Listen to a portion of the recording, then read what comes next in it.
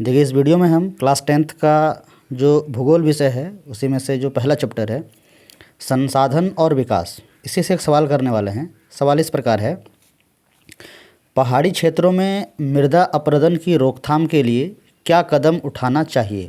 यानी कि पूछ रहा है जो पहाड़ी इलाका है उन क्षेत्रों में मृदा का कटाव कम हो, है ना, तो उसके लिए क्या क्या कदम उठाना चाहिए उसको लिखने बोल रहा है। तो हम लिखेंगे कैसे, देखिए, पहाड़ी क्षेत्रों में मृदा अपरदन की रोकथाम के लिए निम्न कदम उठाना चाहिए। ठीक है, पहला नंबर वन रोपण। वन रोपण यानी कि वन के तर्ज पर पेड़ों को लगाना, यानी बहुत ज़्यादा पेड़ लगाना। पेड़ लगाने से क्या होता है, जो जड़ होती है वो मिट्टी को जकड़े रहती है और उससे क्या होता है ना, मिट्टी कम कटता है, तो इससे मृदा अपरदन कम होगी। लिखना कैसे, देखिए, वन रोपण अर्थात काफ़ी मात्रा में वृक्ष लगाने पर वृक्ष की जड़ें मिट्टी को जकड़े रहती है, जिससे वायु व जल से होने वाली मृदा अपरदन को कुछ हद तक रोका जा सकता है। यानी कि एक उपाय है कि आप वन रोपण करें, तो इससे क्या होगा कि पहाड़ी क्षेत्रों में मृदा अपरदन रोका जा सकता है। नेक्स्ट है पर्वतीय ढालों पर सीढ़ीदार खेतों का निर्माण। यानी कि पहाड़ी क्षेत्रों में क्या करना है, जो खेत है वो सीढ़ीनुमा बनाना है। तो उससे क्या होगा ना, ढालों पर सीढ़ीदार खेत बनाने से अवनलिका अपरदन को रोका जा सकता है। अवनलिका अपरदन मतलब क्या होता है, देखो, ढलानों से जब पानी बहेगा ना, तो अगर सीढ़ीनुमा खेत नहीं रहेगा, यानी कि बीच बीच में अगर उसको रोकने के लिए आड़ नहीं होंगे, मेड़ नहीं होंगे, तो क्या होगा, वो एक गड्ढा जैसा बना देता है। तो वो गड्ढा होगा यानी कि मिट्टी कटेगा।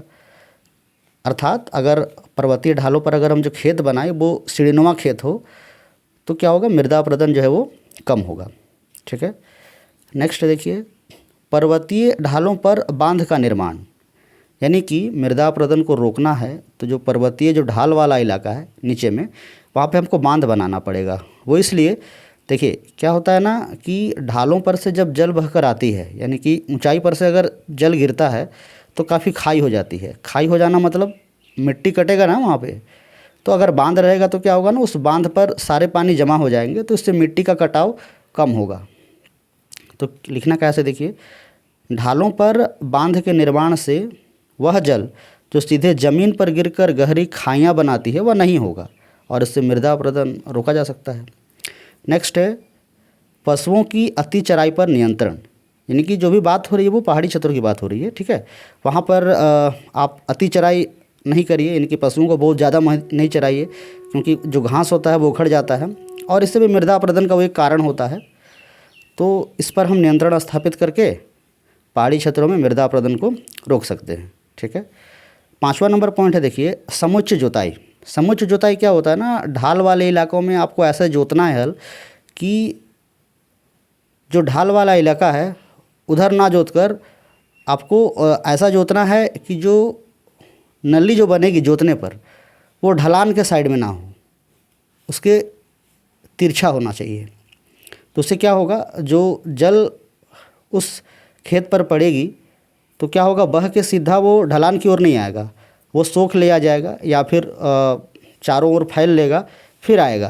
और नहीं तो क्या होगा, ढलान की तरफ अगर आप जोतेंगे तो क्या होगा कि पानी उस ढलान की ओर आते चला जाएगा और उससे गड्ढा हो जाएगा। ठीक है, तो लिखना कैसे, देखिए, पहाड़ी क्षेत्रों की खेतों की समुच्च जोताई करनी चाहिए ताकि जल का प्रवाह सीधे ढालों की ओर ना हो, इससे मिट्टी कम कटता है। यानी कि समुच्च जोताई एक ऐसी जोताई है जिससे हल जोतने पर ढालों की ओर गड्ढा नहीं होता है, तो इससे क्या होता है, पानी सोख लिया जाता है या फिर रुक रुक कर आता है, तो इससे भी मिट्टी का कटाव कम होता है, यानी मृदा अपरदन कम होता है। तो इस तरह से आप लिखेंगे। सवाल कभी भी लिखिएगा तो नंबर के हिसाब से लिखिएगा। अगर 5 नंबर का है तो 5 पॉइंट, नहीं तो जितना नंबर का पूछता है उतना ही पॉइंट लिखेंगे आप। तो इस वीडियो में इतना ही, फिर मिलते हैं अगले वीडियो में। धन्यवाद।